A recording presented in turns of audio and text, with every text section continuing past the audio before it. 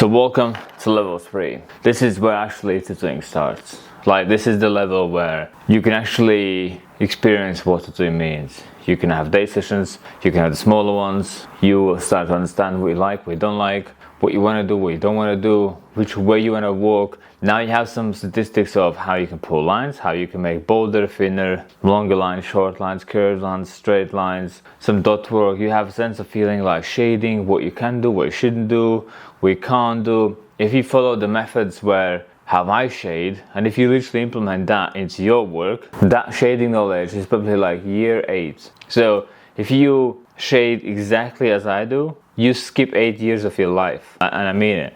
So which means you should be in the 3rd year where most people are in 8 years. If you know, well, you have skipped your lessons, and it is what it is. You can just wait 8 years, you'll get there, or you can just sit down and then implement the year 8 knowledge into your whatever level you are. Anyways, let's not get into that. These are the things that this year brings, or this level brings. What it brings is actually the competition. It brings you versus you versus them, you versus me, and you versus others, because when you first start, no one takes you serious, even yourself. You don't take yourself serious. You don't see yourself a threat. Then, when I can pull lines, and you can pull lines, now people pick which one do they go to. If I can shade and you can shade, now again, who can do better? And then that's what public picks. If I can shade, I can line, so you can line and you can also shade. Now, whose art is cooler? Whose designs are cooler?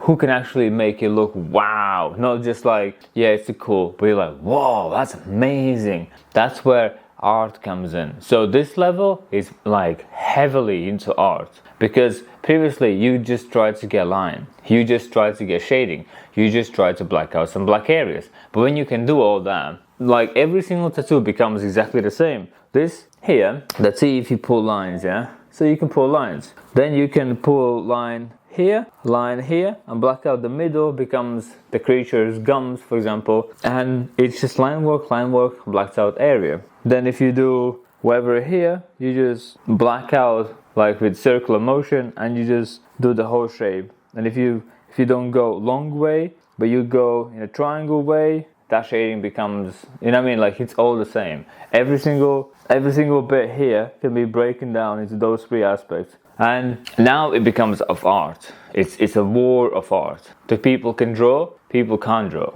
People who studied light sources, people who didn't, and people who just have an instinct of good eye of what is cool stuff, and people who don't. And then that kind of determines if you're going to be the poor person or you're going to be known person. If you're going to be fighting who's the cheapest in town or fighting who's the most expensive in town. It's a like a mini war inside you that you know you need to do these things, but a lot of people don't do. So they just pick up the I'm easy, I'm cheap, I'm a nobody, nobody wants me. I'll give you discounts, please pick me, I'll give you discounts, I'll give you 20% off, I'll give you 50% off. I can do, it's a what you call it, winter season, how can I drop down my prices? It's Valentine's Day, I'll drop down my prices. It's Mother's Day, I'll drop down my prices. And you're just a nobody, like nobody. And then when you pick that path, you just like dig so deep that you just can't win. Like you can't win. And people like me, we always think, how can I become more expensive? I never ever think, how can I become the cheap guy? How can I drop down from 600 per day in UK? How can I drop down to 450? That would be amazing. I've never think that way. No, like no chance. I'm thinking is, how can I get 600 plus more? Like 600, and what else could I sell to people to get more than 600? Not what can I give away for free, and how can I get it cheaper? You can always get cheaper. But that's like, let's not get into like business stuff, yeah? We're here for the levels, yeah? And then these are the things that I listed, what came in my mind first thing. So again, there should be more info, but it's just the first things will come in my mind. I just listed them all, give you some sort of guidance, and then you're gonna realize when you're gonna do these things, these bullet points gonna have multiple bullet points underneath, and then those bullet points gonna have bullet points, and it goes deeper. It's not just surface this, it's just deeper and deeper and deeper and deeper and deeper, but just how deep it goes, I don't know. But Anyways, we have at least a map that we follow. And first bullet point I have written on my phone because there's so much to remember. So just in case if you see me looking down, I'm looking at my phone, yeah? So design and tattoo full forearm pieces. A4 becomes your mandatory base size. So like that, where it's just forearm, upper arm, that's exactly the same size. Like from here to here, it's pretty much the same. Sleeves start to become your little kind of endeavors. You need to understand multiple elements now. But mostly A4 is like the standard size. Get used to that. Which means day sessions becomes your everyday kind of thing. At least it becomes your target. You want to have a day session. Like for me, I don't even consider anything less than day session. If anything, I try to design designs what takes 6 day sessions. 4, at least 4, not just once, 4. Can I have 4 day sessions? So I'm drawing designs specifically to attract day sessions, and that becomes your little thing. So my recommendation would be draw anything that's A4 and above, A3 and above. Don't draw anything smaller than that. Like there's no need. Leave that for beginners, yeah. Leave that for level 1 people, for level 2 people. You are above them. Like forget about the rest. Just go for more. Go for bigger, go for more complex, go for more like just more, yeah. A4 is the smallest one you draw. Keep that as a rule. Next one. Start working on a leg and half sleeve tattoos. So it's kind of exactly what I just mentioned, like when sleeves become your everyday kind of conversations. I want to design a sleeve, I want to book in a sleeve, I hope someone books in a sleeve, and you don't think about how can I put a line in work anymore? How can I make long line? Those thoughts don't appear anymore. How can I get this little corner shaded? You don't think that way anymore. You need to think about big work, big, heavy. How can you be known in your little town, wherever you're from? How can you get all day sessions to yourself? How can you get all the big bookings yourself? Because if you're looking at the studios, yeah, if there's, let's say there's 10 studios in your town all around, yeah, so 10 places. If there's people having tattoos at that very moment, that means 10 people said yes to a day session that day, which means those 10 people could have been yours. But maybe you're just not known for that. Maybe you need to work on advertising that you are the guy for day sessions. You are the guy for the big work. You are serious. You are happy to take them. Like people just don't know. Maybe when people scroll, they just see like, oh, you do a small one here, small one there, small one there. You're not really that guy who does day sessions and big work. So you need to draw bigger. Like they need to physically see big, heavy work. And you need to do whatever it takes for you to advertise that you want to do the big work. If you just draw a little small share, people assume you are just a little small share. But if you draw really big back pieces, forearm, like arm sleeve, leg sleeve, arm sleeve, then people are. So he's taking his life serious or her life serious. And how you represent yourself on Insta will be how people will treat you. And if you have messy Insta, people he's not just a messy person. If you have nice clean Insta, cool. That's people assume that's what you like. If you draw random stuff, then they just know you don't really have a set mindset. You just a random person who likes random things and random music theme and random festivals and random food and random. So they don't even know what to ask you. Long story short, just draw the big designs. Yeah, just draw them all the time. You need to learn how to composite, how to construct bigger work. When element goes into element and goes above element and goes inside element, goes around it and back into, like you need to think how multiple elements talk to each other and where they placed so it's all cohesive, one sleeve, not just elements next to each other, shading in between and call it a sleeve. That's not a sleeve, that's like a big patchwork with cloud behind. Patchwork with gray background, it's not really a sleeve. So next checkpoint, what we have is kind of the same, where master flow and placement for large compositions. It's more like where the elements have to be, where do they need to be on the body to look good, how big it should be, what sits. Round shapes, then you got flat, but then it curves, then it goes straight down, then you got symmetry, then this curves back in and then out at the same time. You got flat areas, you got curved areas, then it goes into gaps. These areas bend, so like if you do something that you'll get squeezed and squashed, but then you have these areas where it only gets a little bit twisted, but it's not going to be damaging the portrait so bad. But then you go, these areas will really go from like 180 to 90 degrees to 30 at the same time. So that design, anything here will be just like twisted like that and then back out. Like, you don't want that to happen. You need to think about what we spoke previously about bones, joints, and muscle tissues, where how all that it like makes the body move and twist. And now you need to design the big work what sits on that platform, and you can now use the body as an advantage to make some things move, to make them twist, to make them interfere with each other. You've probably all seen that, where the person did the beetle here and then shifted to like wing here and a wing there, and when you open there's a bug inside, as in like the body. But when you squeeze like this, you wouldn't even see, like it disappears. But then you open, then it opened the wing. So knowing how to use body to advantage, not disadvantage, that's like the big thing in this world at this level. Is now you don't think about lines, you don't think about the shading, you don't think about your kind of elements. It's more like how your element is going to sit on them. And then you have to really think about how do that person looks like, so my work goes on them perfectly. So at this stage what we do is we ask people to send photos of themselves, because when you design a small little piece like this, it can literally sit anywhere on you, like has zero problems. Where your piece is, I don't even know what is that size, randomly a shoe, but like this size, now it starts to go like all over the place. And now it's different kind of size, and then it can't go and it should go, and then, you know what I mean, like it's so big that you really need to think, can you actually put that like this from here to here, fits on me? But some people's arms are like finishing here. They just have small limbs. I'm not saying anything bad about it, it's just people are different, and now you need to understand how people look, that your work goes on them perfectly, because now you are hitting from edge to the edge, from wall to wall, and then you go from here to here, and you need to understand how long is this, like how much, if a person is a skinny person, really small one, and the design is like complex, you can't really make it too small, but you kind of have to go smaller on a small person, just because if you print the size you would want on me, it might be too big for that person.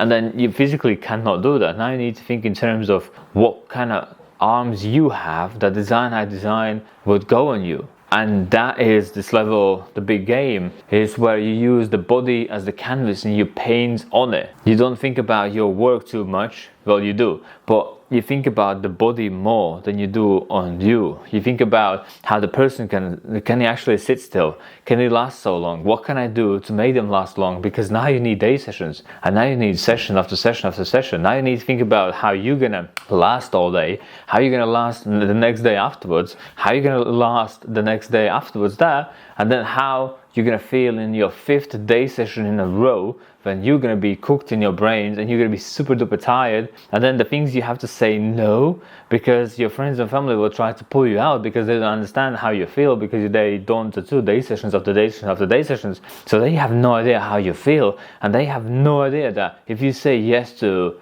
evening activity that are gonna drain your energy, you're fucked. Like your whole week is a write-off, and it's gonna affect you tomorrow, today, and day after, and day after, and day after. And then you need to do that design, and then you need to make a consultation, then you need to speak to that person, then you need to write that email, but you need to get the sketch before to send to that person. There's so much to do, but they just feel like you just go to work and draw on people, and it's not that big of a deal. What are you stressing about? And they physically don't understand what it feels like. And this is also like a level where you will have to tell them, like, shut the fuck up, I need to do my work. Well, I need to get this out. Once it's out, cool, you're free.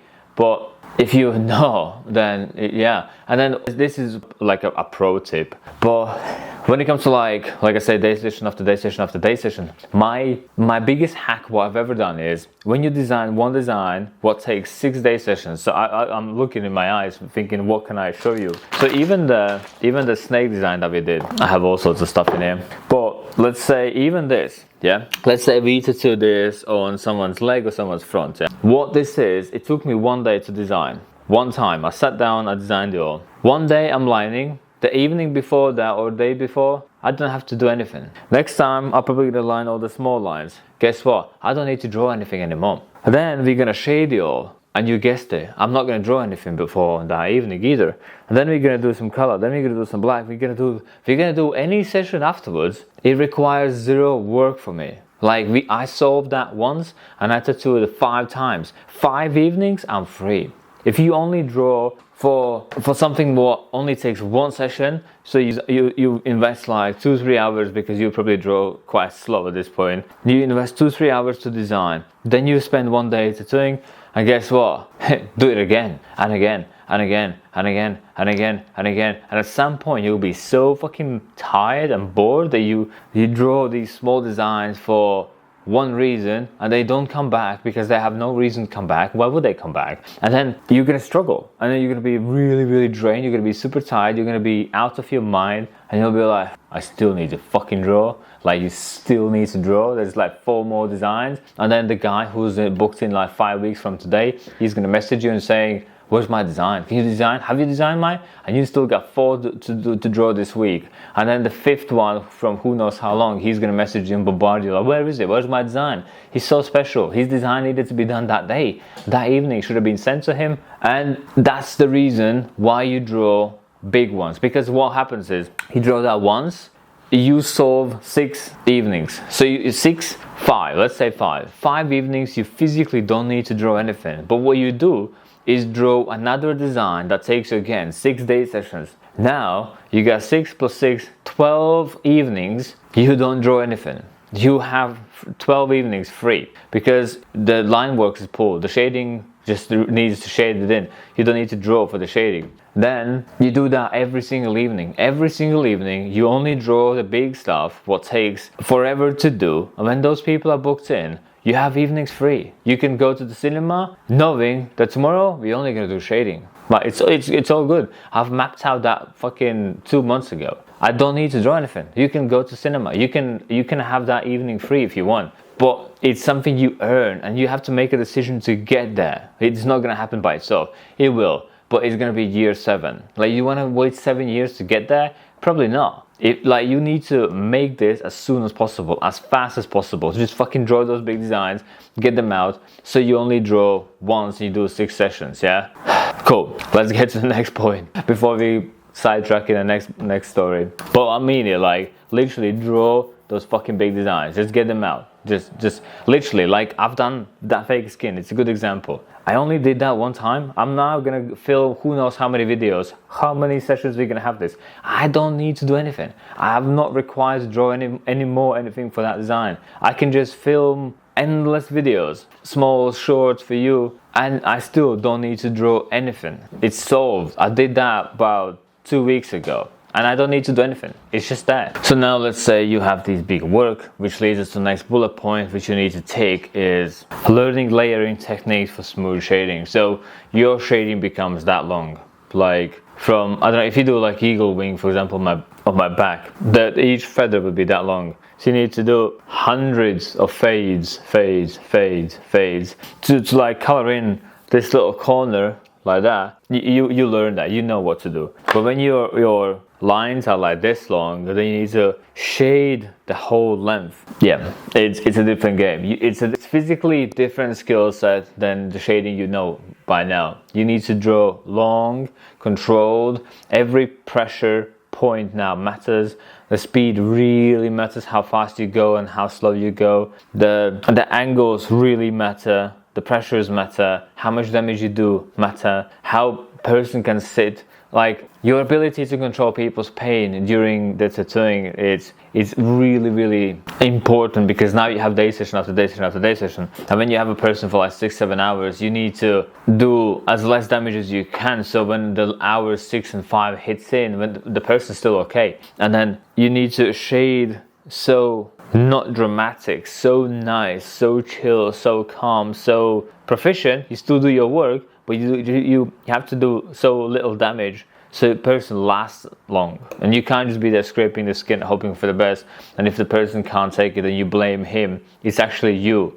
You're the one who guides the person through the pain, and you can make them feel so little pain that they are just fine. And that is when you're looking like big professional people, when they do like these big high-end giant works, and you're thinking, my guy can't take you 15 minutes, but then his special people from somewhere can last all this. It's just because when they give so little pain, they can actually sit there. They can just sit there and take it. And your shading techniques really matter now. Like your lining techniques really matter. How little you do damage, because now we're talking about hours and hours and hours. We don't talk about 1 hour, 2 hours, 3 hours, which is a small little tattoos or some writing or whatever you do in like level 1, level 2.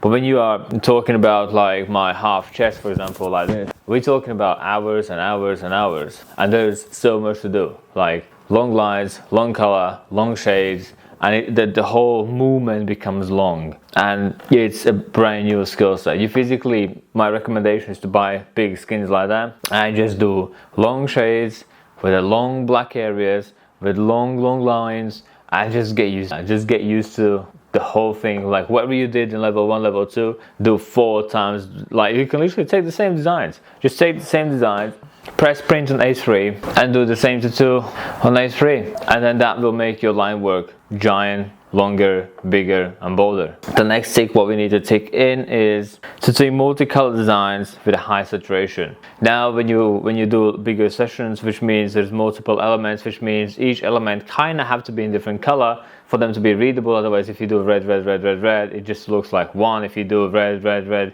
yellow, it makes no difference. And now you have, for example, like the snake design that I just showed you is gonna be a red heart, which means you're gonna have like dark reds, medium reds, some pinkish reds, some whiting somewhere, black goes underneath, some brown somewhere, it's like a desaturated red. So you're gonna have like 5 different reds. So it's multicolor, yeah, multicolor. Then after that, well, before that actually, we need to do the blue. So blue goes inside the snake, and I'm not just gonna do one flat blue. It's gonna be the dark blue, the light blue, the medium blue. Then we need to leave some gaps for the highlights. Before of that, we need to go with the black. So black needs to go in first. So we damage with the black, then we go with the blue, and then we go with the red, then we go with... It's multi-color piece. You need to understand how colors talk to each other. Which ones look nicely together, which ones look horrible, which ones go in nice, which ones you don't want to touch. And you hope clients not going to book in because you just don't want to like deal with them. Because there are some colors that are just fucking nightmares. They look nice, but they're fucking nightmares. Then you need to understand how they look nicely to each other. Which color goes in first? Which color would destroy the other color? Because if you do red and then right next to it you work with like a brown, if you wipe once or twice, the brown will go into the red, and the red's like brown. If you go with like, I don't know, if you do something with the blue and you're thinking, oh, I'm gonna do quickly with the yellow here and there, if the blue is like freshly done and the wounds are still open, you wipe once or twice over with the yellow, that's it, it's green. Like it's gonna be green forever, ever, because these little pockets have ink inside, and all it takes is a little small fraction yellow to go in. But when the humans look, it'll be yellow plus the green plus the blue, and it will look like it's a lot of green, and that's it. It's there forever, like forever ever. So understanding how color talks to each other, which colors are nicely to each other, which ones are not nicely to each other, really plays a big game, bigger than you think. But that's like a different video. I don't want to go too deep in that. So we're gonna go to the next one, which is understanding how body movement affects large tattoos. And then I can explain that in like previously when it's physically the movement. It's not like the shape of the body where how big and where it needs to sit for it needs to look good, but it's when I do this, when I do this, like what happens to a tattoo. Weirdly enough, I don't have anything inside there to show you, but like what happens to these tattoos, that it's the moving part. So for example, when I put the stencil on for this, well, when Sean put the stencil for this, I can ask him if he could get this petal that it runs into here, knowing when I'm gonna move like this, it would still follow the crease. And then literally he put the stencil on, and I did bend my arm just to see what it actually looks when it's bent. And I was like, it doesn't really change that much, the whole image, which is nice. It doesn't change this, cool. And the diamond itself as well, it doesn't really get changed. I don't know if you can see, you probably can't see. I don't even know how to move my arm to make it understandable. But long story short, it's the moving part. What you need to understand is when people move like this all the time, how does the moving part affect how the tool looks. Like if something's gonna get squished and twisted or turned, or it just gets like tilted almost, which is fine, but it doesn't get like broken in half just because you bend your arm. And that would be a mistake. That's classed as a mistake, and that's what we don't do. Let's go to the next point, because I think at these ones I just explained in the backstories, almost like get carried away and explained it. If you have more questions about it, you can drop me a message and we can make a separate video for that. But for this video, we just talk about the ticks, so it's easier for you to understand what you need to focus on. Yeah, the next one is working on full sleeve planning and execution. It's more like when you sit down, you need to think like where what goes. What can be next to each other? What can overlap each other? What's gonna go underneath? What's gonna go above? Is the foreground, background, before, afterwards, how is gonna interfere? It's even like if you were to do this very moment, like my hand would be the main character, but then there's my second hand, which is the second main character, but then there's me. So what do you focus on? What's the biggest one? How big you make this? How small you make this? What can go next to the wall? What's like in the front? What's underneath? Will that look alright? No. Will that look right? No. Will that look alright? Weird. Can that go in front of it? Makes no sense. That goes there? Maybe. And it's like, what do you do with each element? Where do you place it? How big? For that to make it look alright. And you can't just like boom, boom, boom, boom, throw them in and then like, yeah, it's cool, it's well done. No. It has a sense of rules and art, a baseline, what we all follow. And it is a quite complicated subject. Once you learn it, you're just like, yeah, cool, da. You can have this, the look, like x-ray look, that you look at items available, as in person says, I want this, and you're like, yeah. And you can already like puzzle that in your head. In your head, you have a mid-journey almost working, and you're like, tiger, do. I know what we're gonna do. And that's it, you just know. But before that, to download that information, you have to like yesterday when I did the tiger with the Russian hat and then cherry blossoms all over the place and then wing bars here and there, and I'm like, cool. And when he messaged me, he's like, I don't know what I want, sounds cool. And then he said actually when he booked in, he was 4 beers deep, so he was like semi-tipsy. And he's like, oh, like this shit. And it was a tiger with like a claw. I was like, yeah. And he's like, oh, I got Russian heritage, maybe you can mix that into there. And I was like, instantly, I was like, whoa, a Russian hat and a tiger, option 1. Option 2, we can have a Russian dolls that he's like, holding. I was like, that could be the second. And the third was Slavic people, Europe, have these like elements, ornaments that people used to use in like fabrics and clothing, these like runes, symbols that symbolize deep meanings. And I thought tiger, the black stripes could be in that way to make it look more like a Russian. But he's like, no, let's do the hat. And then instantly I thought face, the main character, claw is just an addition. He just needs to be there, just to be there. Because a tiger, it's weird, but when you have like a claw, it makes kind of sense. Then the hat needs to be there, so boom, boom, boom. Like we have the main 3 elements planned out. Then we have cherry blossoms. You don't want to do like a bunch of them, 1. You need to do them quite spread out, but evenly spread out, that it kind of balances out each other. So there, I put them there. Then it kind of gives you a look of where you have a gap in your life. Maybe that's where I can bend the wind bar in this and here, so it just fulfills the gap. And then the whole purpose is when there's nothing to put there, cherry blossoms will be too much. But then if you put wind bar or maybe 2 of those, it makes sense. It fills up the space with something which is wind, which is nothing kind of. But the nothing becomes something. And then you have the main characters, you have the side characters, you have the elements, and then you have something what runs through the whole sleeve. And I mostly use the wind bars to go from one design underneath to another one, comes out here, and then it's like a 1 element or 2 elements what repeats itself throughout the whole sleeve, what makes it look like a 1 pattern. And then you have like the main characters changing from here to here to here.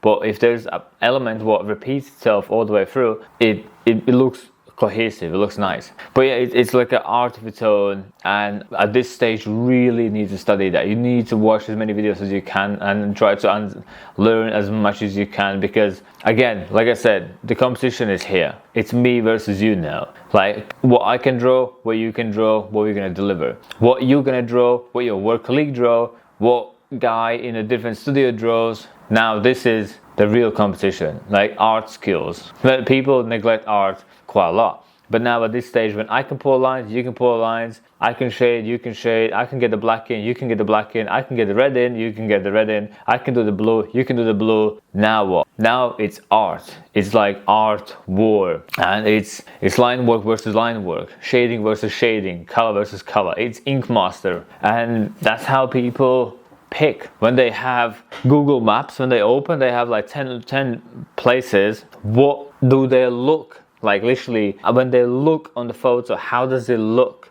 is what they judge people for. And it's the art, like how nice it looks, how cohesive it looks, what fucking liner you use for that corner. They don't understand what line work. If you use 9, 11 or 14 liner for line work, they have no fucking clue. They physically don't understand. What they understand is what they see. And if that looks good and that doesn't look good, this is where they go. And art is heavily like a privilege at this level. If you can do art, and if you study art, and if you draw like every fucking day, you draw like we spoke in level 1, level 2, but you still fucking draw, and you do tattooing, you just outperform everybody. But what people choose to do is they get some sort of day sessions, they get a little bit of money, and they're like, who fucking needs to draw anyway? I can just get clients, they're gonna come to me anyways. And then those people, they go up, then they plateau, and then they go down because somebody else draws and then fucking pulls all the clients to himself. And then a lot of people plateau, a lot of people get to the point and they're just like, and then they go down. And they go down because somebody takes that, his clients. And the clients will just go where it looks better, because it's all about the looks now. Line work will happen, shading will happen, black will happen, all happen, but it's all about the art. And these days especially, I feel a lot of people, they sign up, they think, oh, tattooing is cool, and then they start tattooing because it's cool. And then I can see that they just can't draw. They like, people ask for like a generic tattoo and they just can't deliver because they just can't draw. And then they're like, oh, it's just my style. My style is sucking. I can't tattoo nice. Yeah, and that's all they do because they physically can't do. They can't deliver. And the people who can give, like, I can give them the basic idea, and they come to me with suggestions like, what about, and then we can, and then those people win. Those people can draw. They can see that design's potential, and then you can upsell on idea. Because when the client books in, that's all they want. They want to throw you with idea. They're like, oh, can I have this? What can you do with this? So for instance, for example, this has nothing to like to Sean, which works in our studio, but it's a really good example where I wanted this. So I wanted, like, this comes from Solo Leveling, it's anime, and I asked him to design a design for this. And what he put together was just not artistic.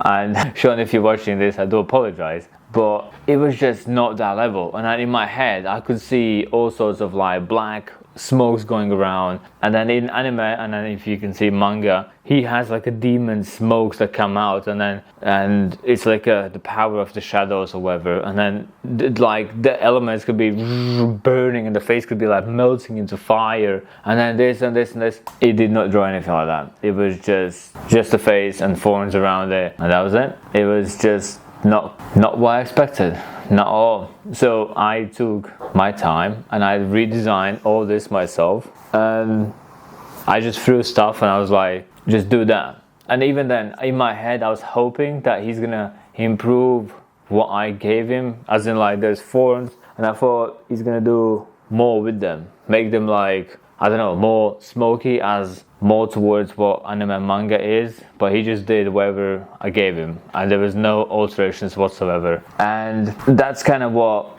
I'm saying with all this is, there's people who draw. Now I know that Sean's like into realism, so his thinking is not that way. Like, he can draw, he tattoos nice realistic tattoos, but that has nothing to do and everything to do with art. But when you do realism, you just need to capture what is there. Like, if you do a portrait, you can't really do alterations. If you do a brother, sister's, or uncle's portrait or whatever, you can't really fuck around with that face. You better don't touch it. And when you do lions, tigers, and all those animals, like, the more you get towards what he actually is, the better. So I can understand now that when Sean's like really shows what he does, that was the way his brain is thinking, and he's more into realism, whereas I was into more like a neo-trad and illustrative style. So my expectations were wrong. I was asking him something that he just doesn't even do, and it's kind of like my fault of its own. And then I realized that he's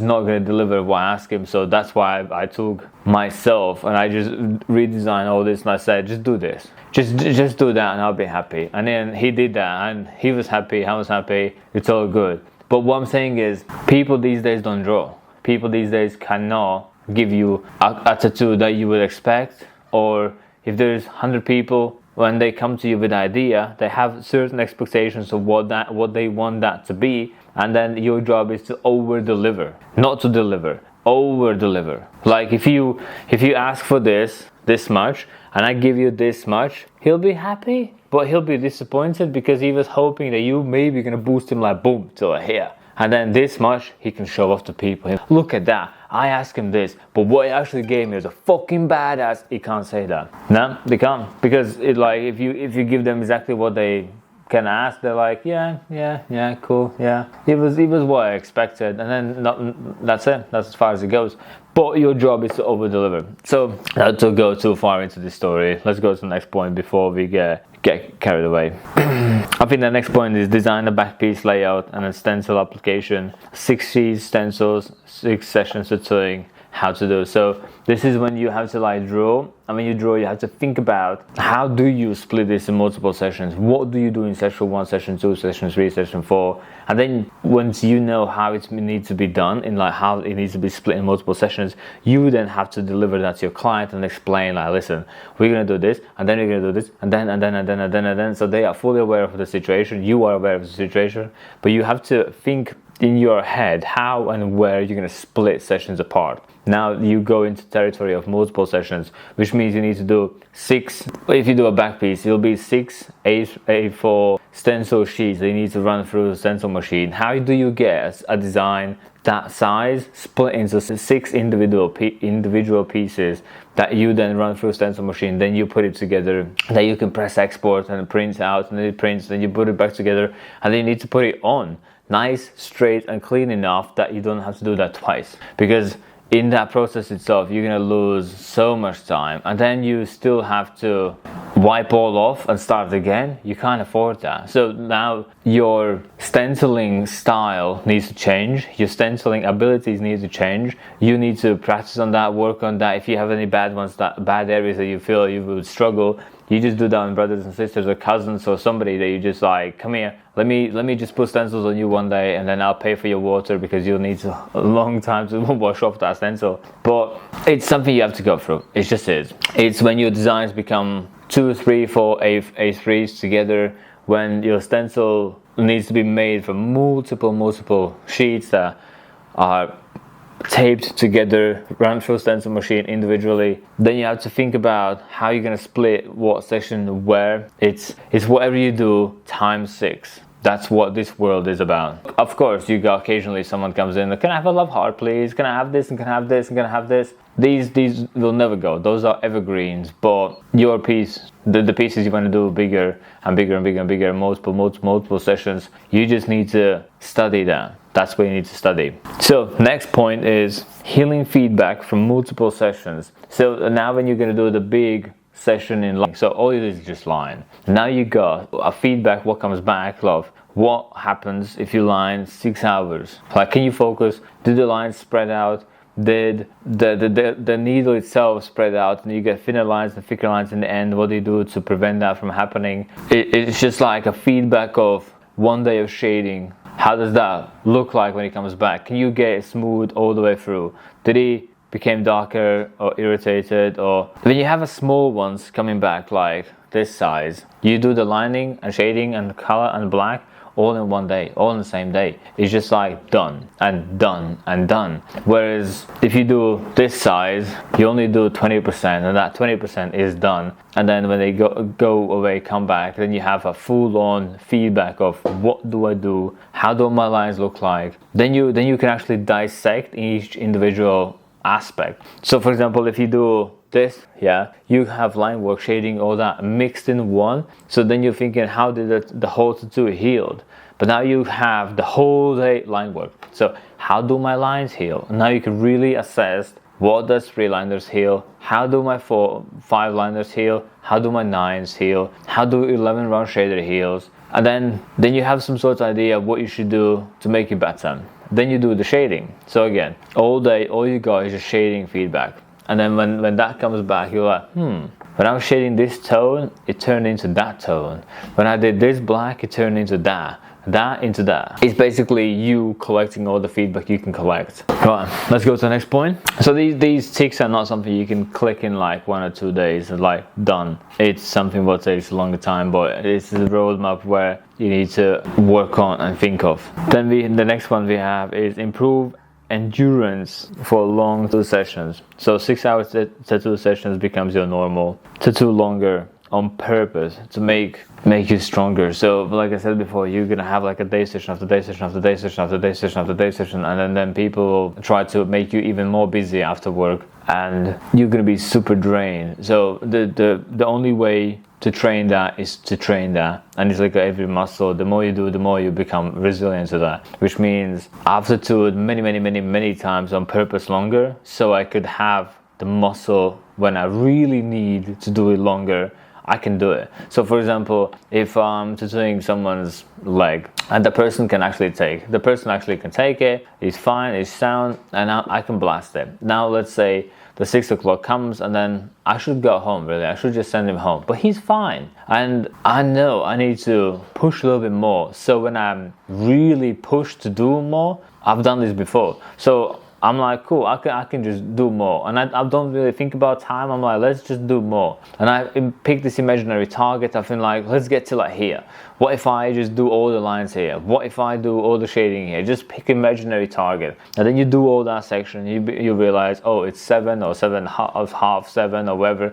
And you're like 1 hour longer in. You don't charge anything like that. You just don't charge the person for that. You just build the hustle muscle, and then you do that once, you do that twice, you do that 3 times, and now let's say a day comes when somebody messages you and he or she wants a really big piece, and that's gonna take fucking forever, and you're blasting that, and you're working, and 6 o'clock comes, you're like, fuck, it's not even finished. Just like to get all this mapped out, like it all needs to be lined in one go. I still need like an hour or so. And guess what? Because you done that on purpose, we went over that 1 or 2 lines, 2 hours. Now when you really have to do it, you're like, yeah, I've done it before, it's not a big deal. It's not a big deal. But if you don't do that, if you don't have that muscle to push more, if you just accidentally being pushed more, you're panicking, you're like, oh my fucking god, like, can I go that long? Like, what my family is gonna think, like, I'm not home, I should be home like an hour ago, 2 hours ago, and then am I tattooing slow? You start to panic, you start to wonder, like, if this is normal for you to tattoo way that long. Like, is this doable? Should I actually be in here? Maybe we should have just cut it here and send the person home.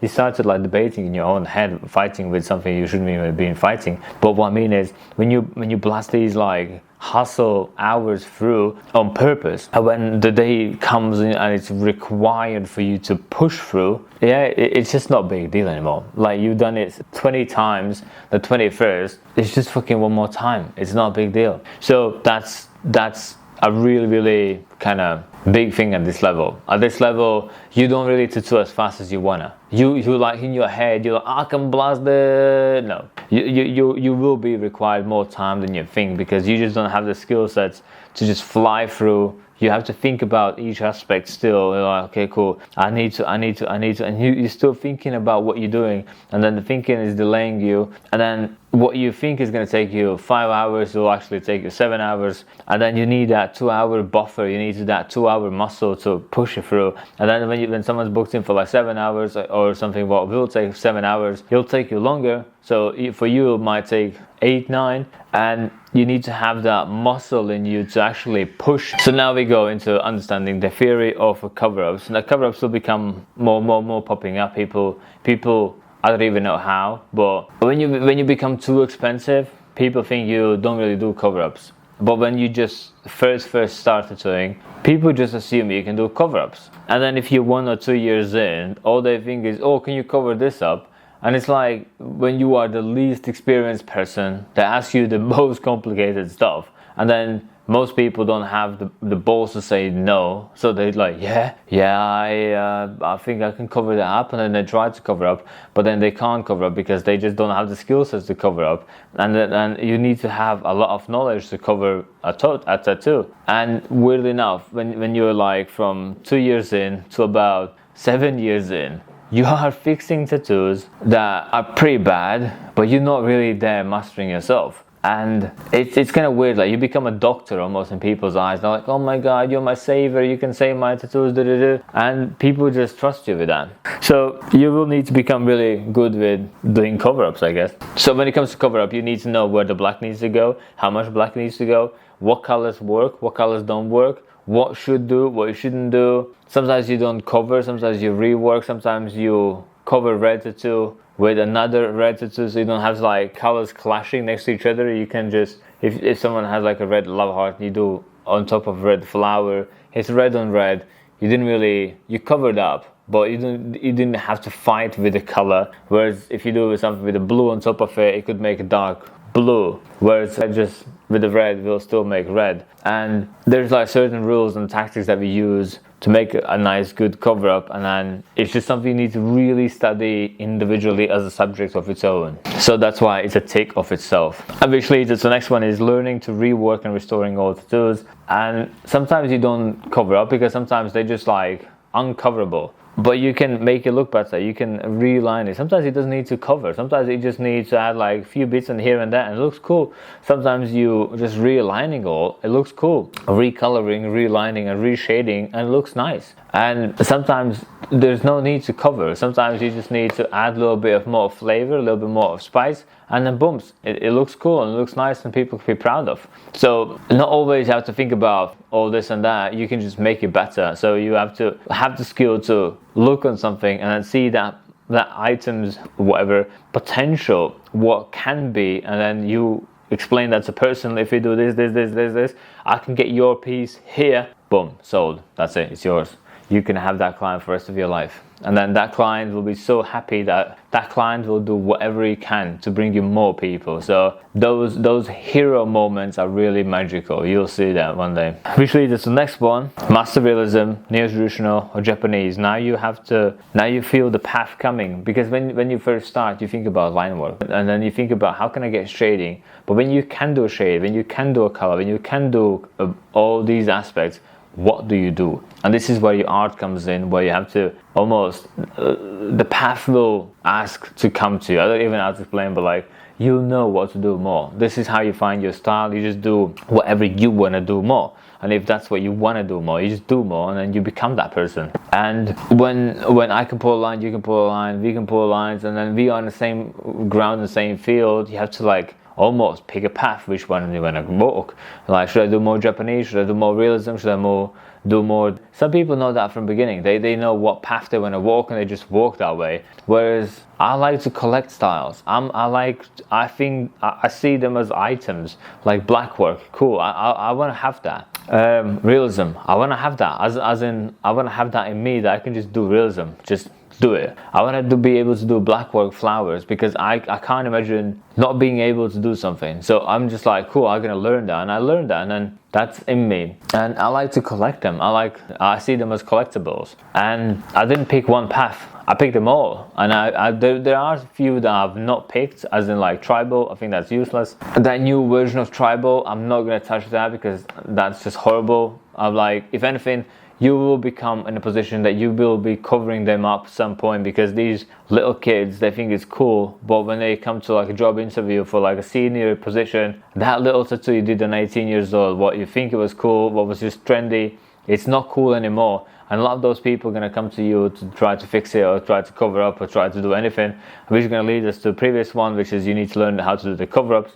If not cover up, then how you can incorporate that, it just disguises or something. And yeah, that's just basically one thing is pick, even if you can't pick what style you want to go for, just dissect them. Like Japanese, what do they use, what colors, what lines, what shades. You need to study each one of them, and then once you know how it's been built, then you can like walk that path, because you kind of understand what path you're actually walking.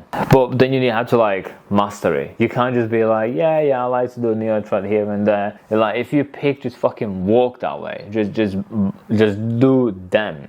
Cut all the rest of the noise out, because if you want to do really realism, you need to learn how to say no to that, no to that, no to that. Like that can be done by somebody else, that can be also done by somebody else, that can be also done by somebody else. Just pick to that. And then if people see on your feed 500 different styles, they don't even know what the fuck you like, so they even suffer from, they don't know what to ask you. Right, let's go to the next tick. Execute hyper detailed decisions with precision. This is when you are like 5 years in, 6, 7 years in, when you really like, you can do all the basics, but now this becomes like the topping of the cake. How you can make the highlights so nice and clean, how you can make these lines so nice and clean, how you can make the snake's texture so scaly. If you make grass, how can I rub it in my fingers? Can I feel that? If you make tattoo trees or something, can I feel those branches? Can they be nice, like done extra? And then that extra is what gets you paid extra. Everybody can do a tattoo, but that tattoo, that little attention to detail, the teardrops, the water drops, the little things, the reflections, and then color blends and shades, and like that extra is what gets you above the rest of the people. Like if every studio is exactly the same, if you just do way more precision, way more details, way more extra, you just become the person that people want to go to. Visually, it leads us to the next one is develop a unique artistic identity. And I would recommend like just do you, like just do the way you want to do, not the guy what around the corner does, not the guy as Nikki Simpson, as Ashley, as like there's people you scroll and you're like wow. It's cool to learn from them. It's cool to like, you're like, I like his black, I like his red, I like his, I like. There will be like influences that will influence your style, but at some point you need to make a decision,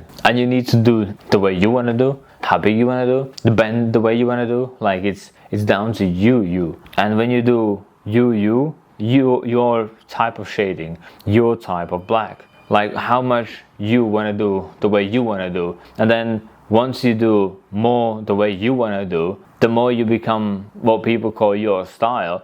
But it's not really your style. Well, it is, but it's just the way you do stuff. And if you just do it repeatedly over and over again, it's what people call your style. So imagine there was a guy who did traditional tattoos. So they just did basically some basic little fucking outlines, a little bit shading, a little bit this, and call it like American traditional. This one guy, he's like, why can't he just make thinner lines inside? And then he tries this and this and this. Somebody sees that and he's like, yo, I like the way he does that. So he steals his idea. And then all they try to do now with like border lines, and now they implement also thinner lines. And then if you have a red, why can't you just drop like 2-3 drops of yellow, make it more orangey? Booms, neo trad has been born. Neo means new in Latin.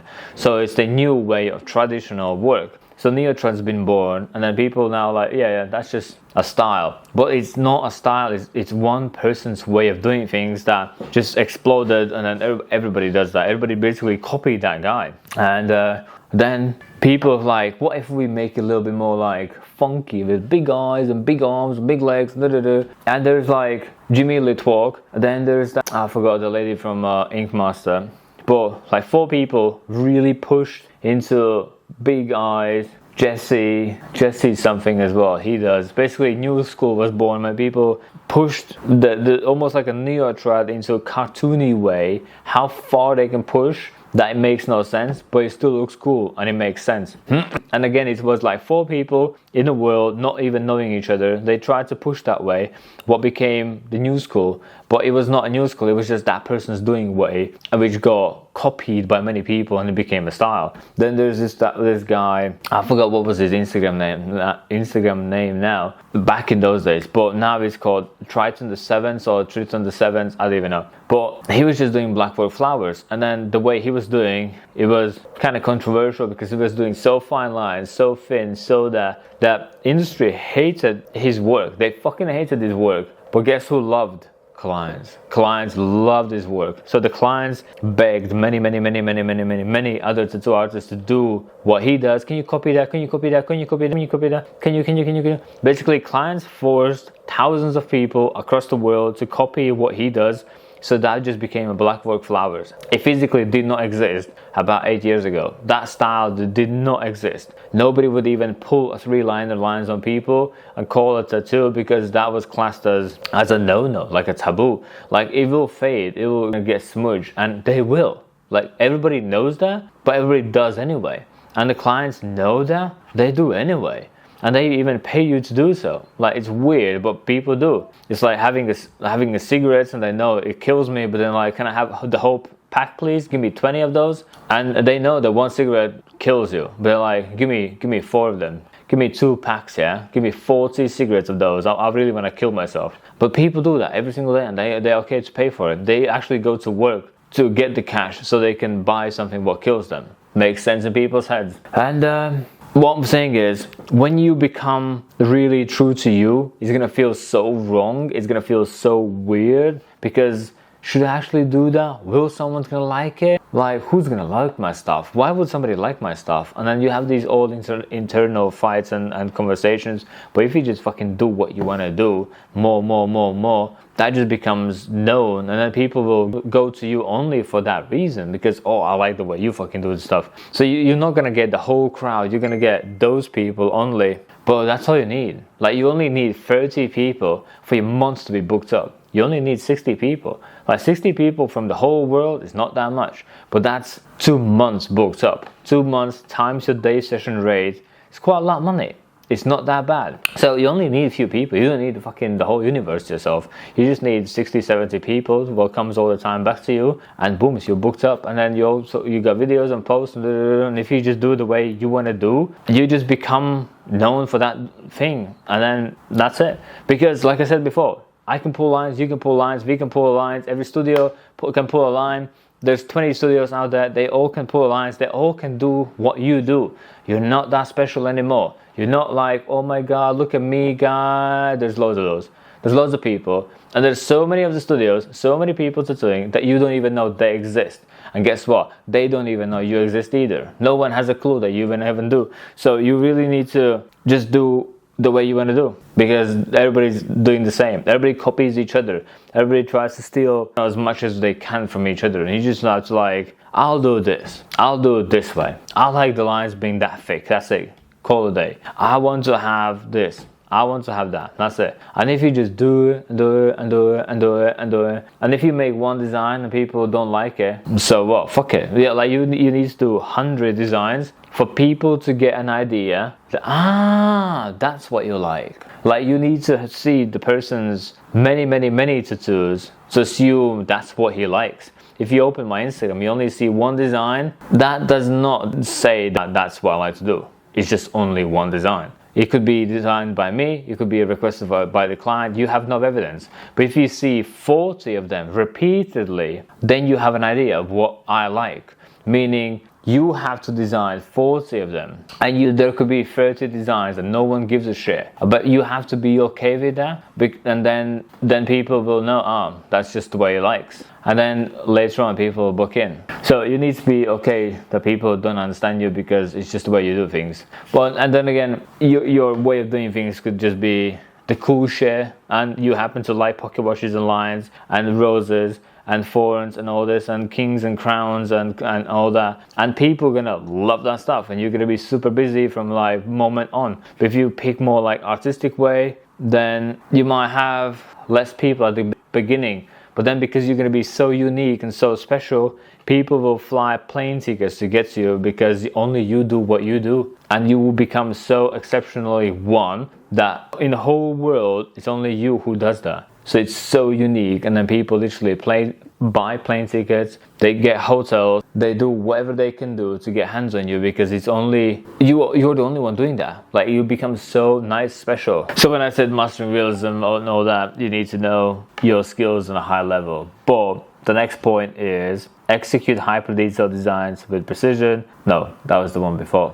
Experiment with advanced texturing and micro detailing. This is where you do, imagine if you do a lot of tigers, but then one day you actually make a decision to do every single whisker by itself, and if you actually take Magnum sideways and you just literally cover the whole face with loads of hair strokes, it's that extra. Then you do the tiger's nose, and then they have like a speckly dotty nose. So if you take and if you actually do one by one, little dot by dot, if you just shade that it's texture, it's really small details all over the place, it gets you so many more clients. Then you do flowers, and the flowers have not just a petal, but petal goes up and down. Each one of them have different color, different shades, from light to dark, little hole here, little there. You go really detailed with detailed, and if you go really narrow into really specific, so make it as neat as possible, you get all clients yourself. Like, that's it, that's all to yourself. Because loads of people just do so it looks cool, loads of people do just so it looks nice, clients are happy.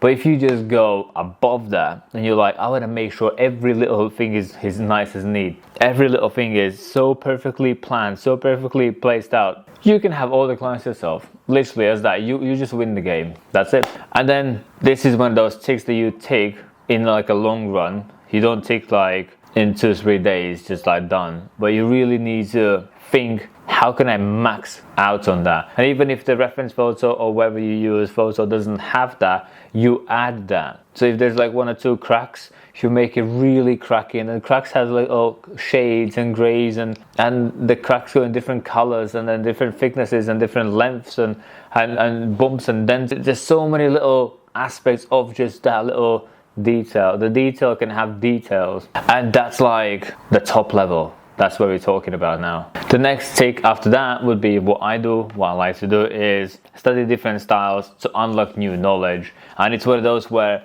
if I would not know what's inside the blackwork knowledge, my realism would be not as clean. If I would not know how to do realism, my neotrod would not be shaded as nice. If I would not know how to do neotrod bold lines, like the heavy line work, bold black, juicy lines, my ornamental designs would not be as black and as clean. But then, because I know how to do ornamental, nice, clean lines, my neotrod benefits because I can make nice, flowy, black, juicy lines, because you have to do loads in that style. And then when you do loads of blackwork flowers, there's so many leaves, and the leaves have so many lines. When I use the line work into neotrod, I can get those thin lines just like clean, crisp, and then there, like nothing. And then I can shade in realism shading. And then I can take, you know what I mean? Like the style helps the style, and then those two help the third, and then the third, fourth helps that. It helps all each other. And it eventually just becomes all like one big juice.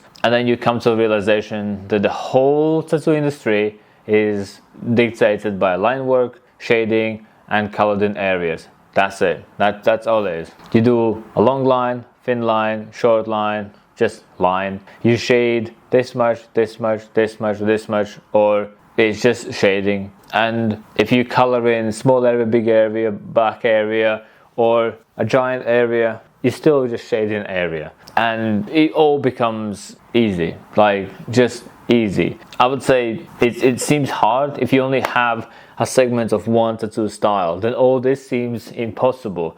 But once you acquire all these segments, they all just become one. It just becomes like, yeah, whatever.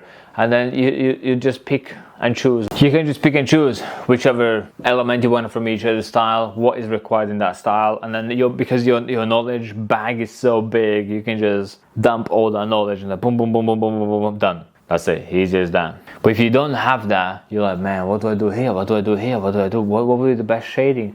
What should I do there? I wonder. It's just because there's loads of knowledge missing, and then the knowledge is mostly hidden in other styles. That's how it goes. And then the point after that is it gets harder. So if you probably didn't think of it, but the lower it gets, the harder it gets. As in, like, the deeper we get in a video, the more professional you have to be, the more deeper knowledge you get. So it was from easy to hard, yeah. So easy one when we opened this video was design full forearm piece, which is like A4. That's it. That's all it is. It's just one A4, and then that might seem a big deal, but by the time you are here, that's what you do every day. So it's not a big deal anymore. And the next big deal is design and execute seamless sleeves, legs and backs. It's just when you do one by one by one by one, and then you don't think about forearm piece ever. Like you just don't think about forearm sleeve. You don't think about one little chest tattoo. You just think about sleeve, leg, 5 elements in like one design,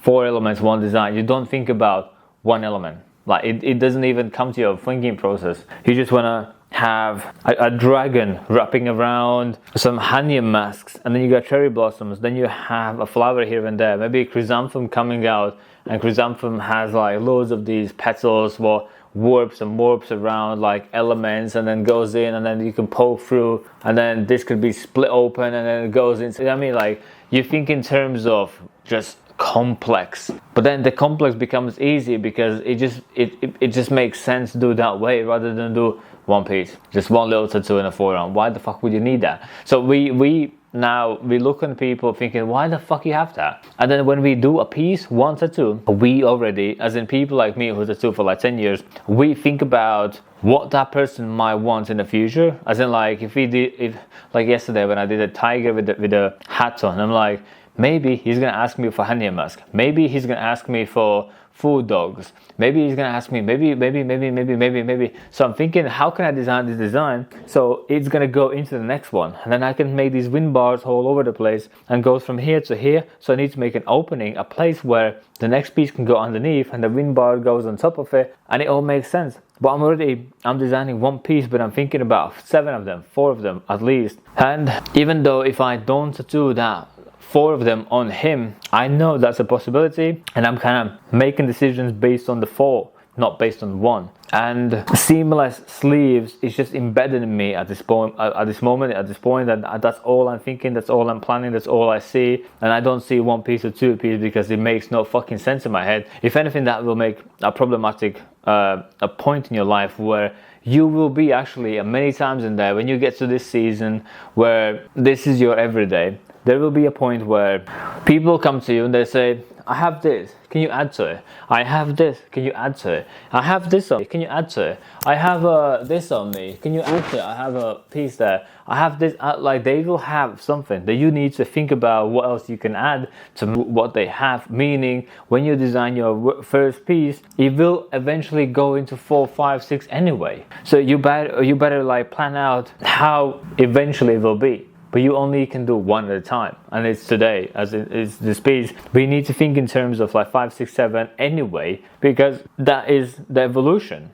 And if they are happy to come to you, and if you do actually a good job, and if you do the shading right, if you do the color right, if you do all the aspects what they expect you to do, they will come back to you, and that will be the whole sleeve. And then in that first session, they will decide, will they ever gonna come back to you, or will they not? Will they gonna bring friends to you, or will they not?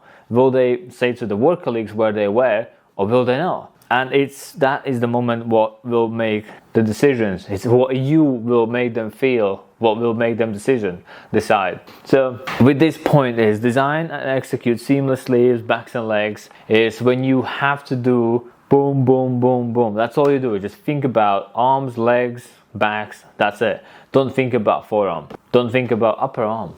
Just one piece. Just one little tattoo here and there. It makes, like, it's not cool anymore. That was level 2, level 3 at the beginning, but now when you're like a couple of years in, that's all you need to think about. Or if anything, think about that as soon as possible. Like, as soon as you watch this video, finish this video, don't think about one fucking piece.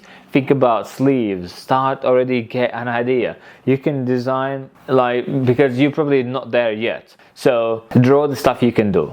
But also draw the stuff you can't do, because you will need to be able to do. So you need to practice already to get there. Meaning you don't want to be there and then like, oh shit, people ask for sleeves, I can't do any because I've not practiced that before. And then you will be hating yourself for you not practicing today. But today and tomorrow is the time when you study that. Anyways, let's go to the next one, which is rent a chair and become a resident artist. So if you become good at what you do, you will be headhunted. Studio owners always go outside, go on, like you're scrolling, so do they scroll, and they always think about, can I get this teammate in my place, can I get this guy in my studio, can I get this guy in my studio. They all think about is how to get this person in their own studio. And if you become good at it, people will want you to be in that studio. So when you go ask for apprenticeship, it's kind of doing backwards, as in they need to be asking you, can you work in there, not you asking, can you work in there. But it is what it is. So the next stage after that is rent a chair and become a resident artist. Most likely, if you watch this video, you are probably either in that position or thinking about that position. So if you're not there, just don't worry, just do what you can do. Tattoo, shade, practice line work, design, draw, study artist, study style, study, just fucking learn. And then if you are in the studio, then well done. Study anyway, well done. So the next after that is develop your loyal client base and repeat customers. It will happen eventually by itself if you just give them above what they ask you. That's all you gotta do. It's if they come to you and they feel worried, they have expectations how you're going to treat them. If you go above that, they're always going to come back and they're always going to bring people to you. If they're booking for this much and you give them this much, they're always going to come back to you, and they're always going to bring friends and family. They're going to write nice Google review. If it's amount how much more you give. That's all it is. How much more? Do you send them sketches? Do you send them designs? Do you talk with them? Do you have discussions with them? Like how much more you go above, it's how likely they are to come back to you. That's all it is. Like in 10 years, I can summarize literally that. How much more you give is how much more they are likely to get you more people. That's it. There's nothing else to say on that. One after that is client relationship. Buy them gifts, loyalty cards, gift cards, or something like that. So you're gonna have people, when you build the sleeves, for example, when you build a sleeve, you're gonna have these people coming back and back and back and back and back and back and back, and eventually you will know these people like you know you will talk to them like you don't even talk to your missus as much, or your girlfriend as much, or as your boyfriend as much. You don't talk to your family as much as you will be talking to your clients. That your clients will become more than your family, because when you come home from your work, there's not much you can say to a missus. But when you have 8 hours face to face with somebody, you end up talking so much. You go from like aliens to people to conspiracies to 9/11 to grandchildren to second lives, past lives, Pokemon, dinosaurs, Digimon, Yu-Gi-Oh, like anything. The conversations goes wild, and keep it that way. Just have that, yeah. Just be the person's best friend for the day. That's all I do. Like when I have somebody booked in with me, I just literally treat him as the best friend of my life, and I make him coffee, make him tea, like whatever. I'm just your best friend for that day. The tick after that is super important.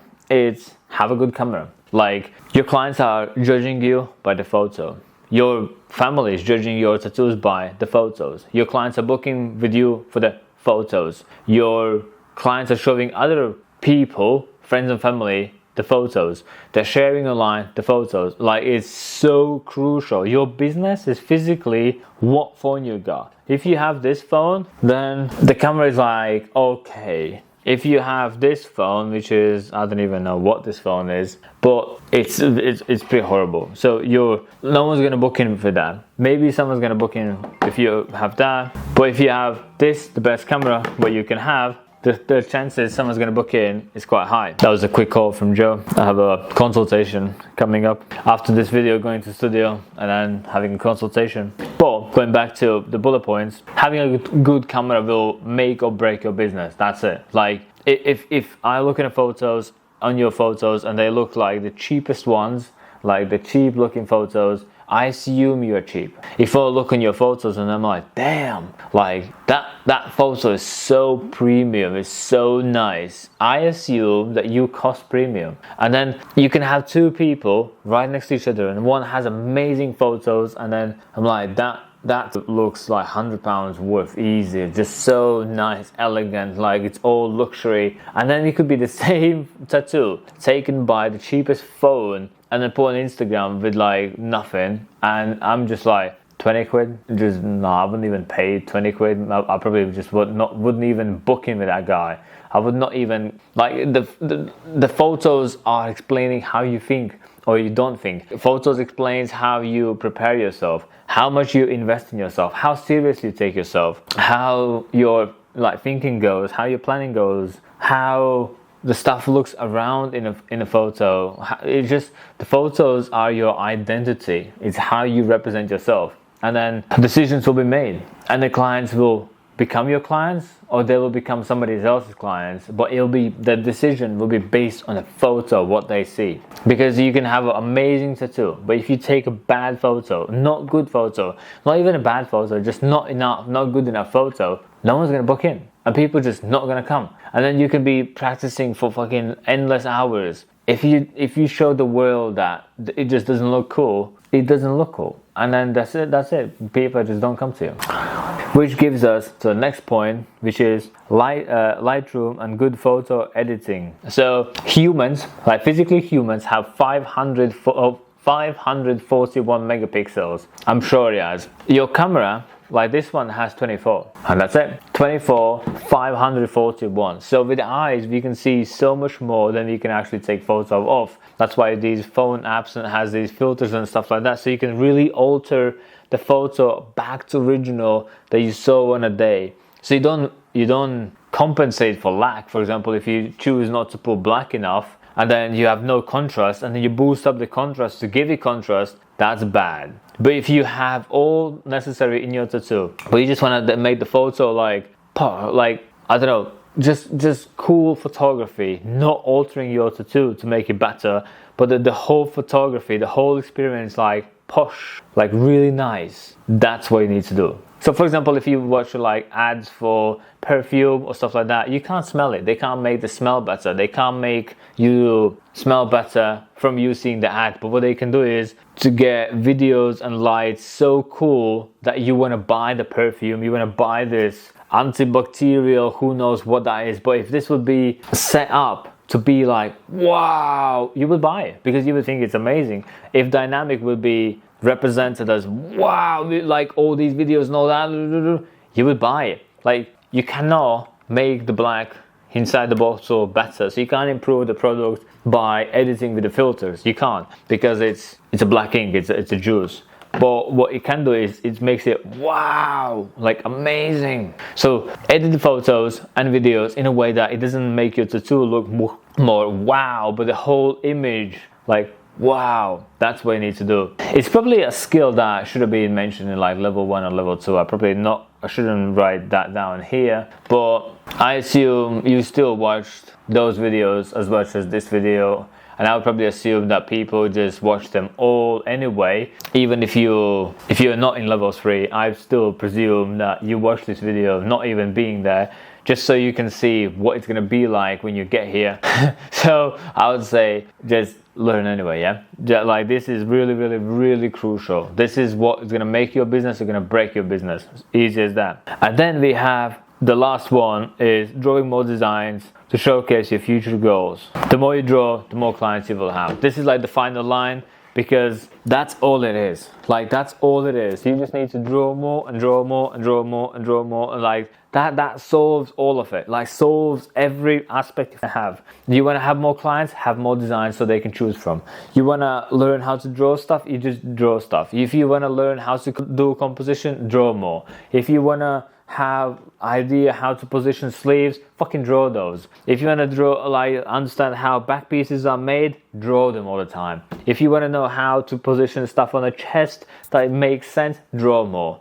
Like, to physically draw more saves and solves all your problems. How to do long lines, fucking draw them. How to do nice and blends in here, draw them. How it looks like if I have orange snake and purple flower, draw it. You'll see it. If you want to test theory, what happens if you do this, draw them. How to make these elements work together, draw them. Like, how you can show to your client what it actually means, draw it. How you can sit down with a consultation for you to understand in the future what you're supposed to do, draw it. Like, that literally solves every fucking problem you ever have. And that's it. Like, it's just that. Once you have 400 drawings. I know it sounds to you like, oh my god, so much. People like my level, we have 400 drawings. And people pick 1 out of 20, which means I'm gonna have 20 pieces that I wanna really do. Then I have 20 pieces ongoing that I really want to do. I'm gonna max out so many videos, so many photos, so many, like every single content piece I can physically squeeze out from that, and I'm gonna have like 40 really good material of what I want to do and what people will assume that's what I want to do, and I really convince the public that that's what I want to do. Whereas if you don't, well, you don't. That's it. I have all your clients, because I can convince your clients that I'm a better solution than you. And then now it's me versus you, and who wins? Who draws more? Who can convince more? Who can design more? Who can showcase more? More. And essentially that's it. That's how you win this game. Just by being more, providing more, drawing more, learning more, studying more, taking photographies more, just sketching more. It's all about more. At this stage,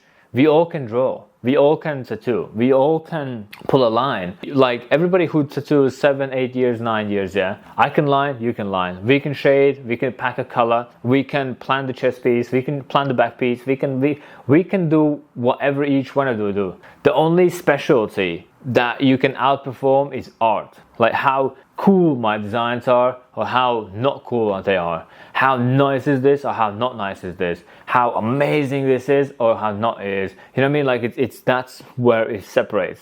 Once we all become skill-wise the same people, art is what pushes higher one or the other person. That's it. That's like the final boss is your art style. Art skills, art knowledge, art understanding or not understanding. That's what separates the winners and losers. That's it. That's how you win the game. So I hope this gave you some sort of a map, a guideline of what you need to do. If you have any questions of like, I don't know, if you want to break down a bullet point into more bullet points of more actionable steps, what needs to go into each step, just drop me a message and I can make a separate video for that attached like underneath here. Under these videos, I can just have more videos because we can just have more, and this should give you some sort of guidance. So I'll probably assume that if you're an ambitious person, you probably watched all these 3 videos, and then it gives you an idea of what is happening, what will happen, what should happen, or where will be, where you are going to be in the future. And then I have 10 years of, like 11 years of experience, and I can guarantee that it just goes that way and it repeats itself all the time. And I've seen other people in studios plateauing, I've seen them growing, I've seen them shooting out, I've seen them giving up, I've seen all. So this is my little guidance for you to succeed in your life, and I really hope you're going to implement that as much as you can. But from now, I'll see you in the next video. Get some drawings done, yeah?